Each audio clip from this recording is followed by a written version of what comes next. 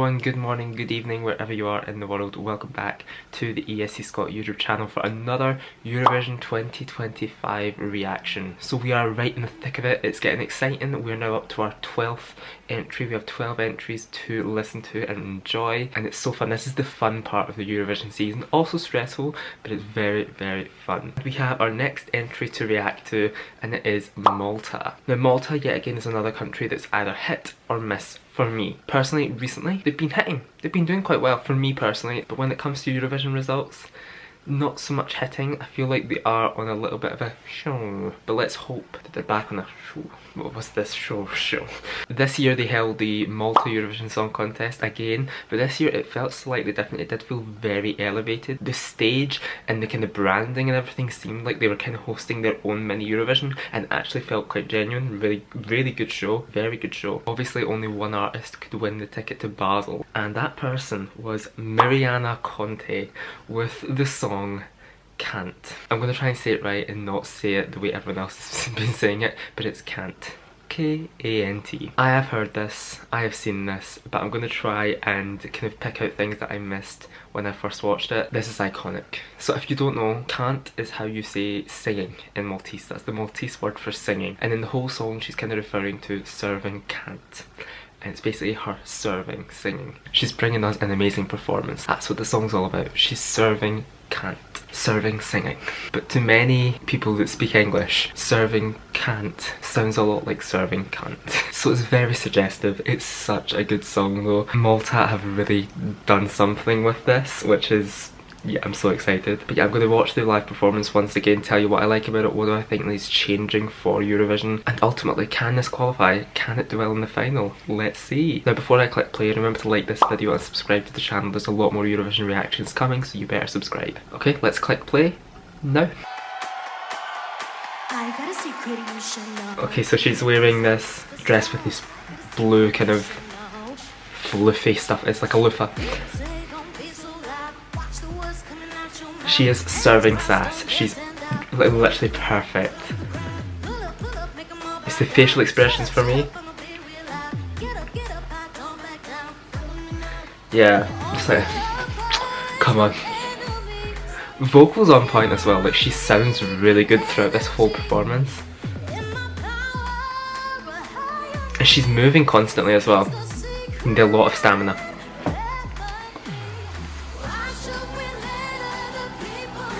It's your classic cliche kind of structure of a song, your verse, chorus, or verse, pre-chorus, chorus, all the way through the song, but it's good.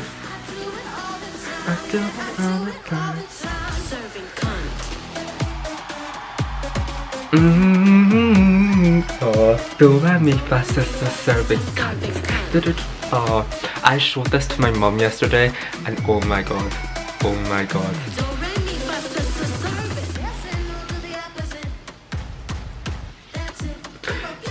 She is serving, she is giving it.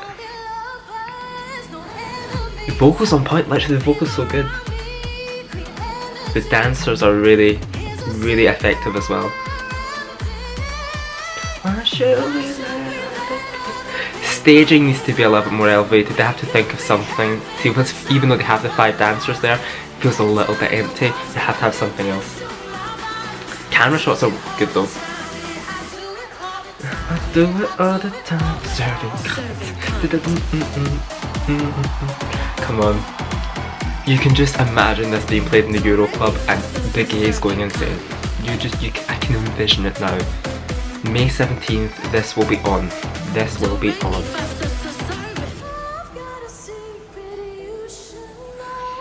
This is the only bit I don't get. What's the reference to this ukulele guitar thing?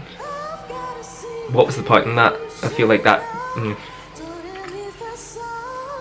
Yeah, again, it's not deterring her. Her vocal is amazing. Everyone in Malta can sing. Everyone in Malta can sing. I do it all the time. I do it.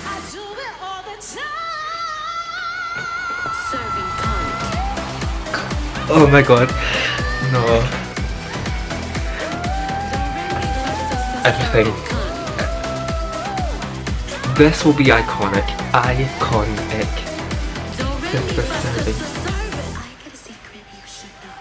I'm out. I'm out. I am out. No. No. Like, come on. I mean, we have already got a song about... We've got a song about coming, we've got a song about a dead dog, and now we've got a song about serving cunt.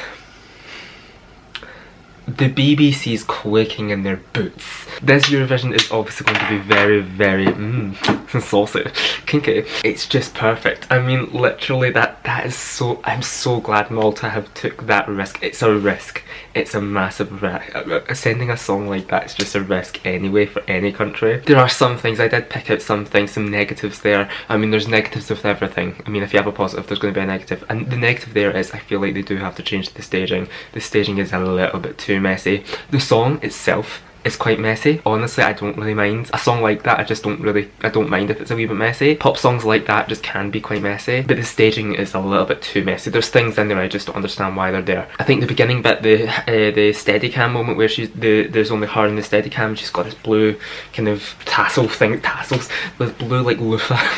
I think they have to fill out the beginning a little bit more, grab people's attention before they get to the chorus. Obviously when the chorus kicks in, people are going to be interested. It's going to be like, wait, what am I hearing? What am I listening to? They have to fill out some bits a little bit more where people's attention might dip. So the bridge bit where they have the one of the dancers is holding her mic and she's doing the guitar bit.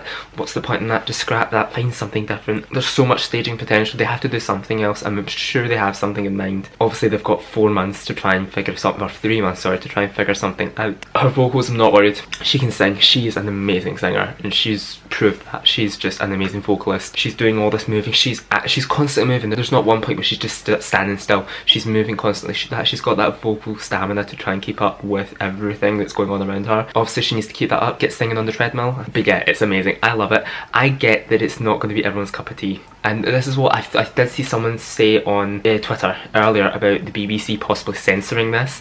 That is 100% going to happen. If it's on before 9 o'clock, or even, I don't think, even if it's past watershed, this is going to get censored by a few countries, I think, which is unfair. But apparently broadcasters are allowed to do this. I didn't think they would be, but they are. So they can censor out the word can't, because it is very suggestive. Obviously the song is about serving, it's about serving sass, about being a diva, exuding confidence. So I think the song is quite suggestive. Obviously a lot of English speakers are going to be like, ah, okay, I see what she's done. I think a lot of countries in Europe that don't have English as a first language or a main language, they won't notice. They'll just think, oh, this is a really good pop song. But English speakers will notice it. But yeah, back to the kind of censorship. I feel like the BBC is probably going to censor some of it. Australia, SBS might censor some of it. RTE is probably going to censor quite a bit of it as well, which is just something I think they're probably going to have to deal with. It's going to get good publicity and it's going to get bad publicity. But otherwise, bad publicity is still publicity. It's still attention. Malta is going to have so much attention at Eurovision this year. This song is going to be... it's going to do good. In terms of qualification, this is definitely going to qualify. I don't see this not qualifying. I mean, there is a chance it might not qualify. I mean, if things go horribly wrong, if her vocal isn't great on the night, if she has maybe nerves in the vocal, maybe something like that might deter a qualification. What semi-final is she in actually? Please say semi-final 2, because that's the one I've got tickets for.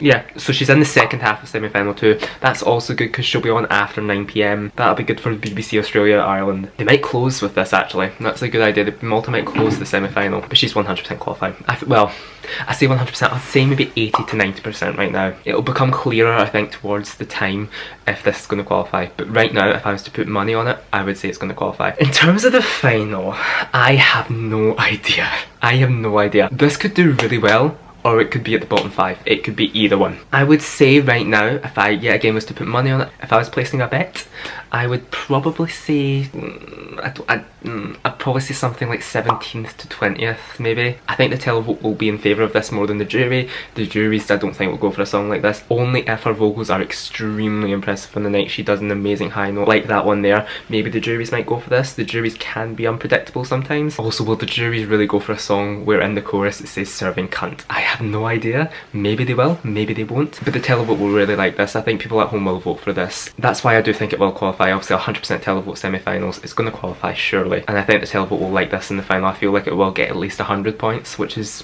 really good. That will probably get you on the left hand side of the board. I think Malta have really done well this year. The national final was amazing. I think it may have been one of the best of the year actually. When I listened to all the 16 finalists, I was like, oh, this is strong. Any one of these 16 songs could do quite well. So a good national final will replicate a good result at Eurovision, I think. Smashed it out of the park. I think they've done very well this year in selecting the entry. But what do you think? That's what I think. Let me know what you think down below, your thoughts and opinions. Let me know down below in the comments. Remember to like the video and subscribe to the channel for more reactions like this one, and I'll see you in the next one. See you then. Bye bye.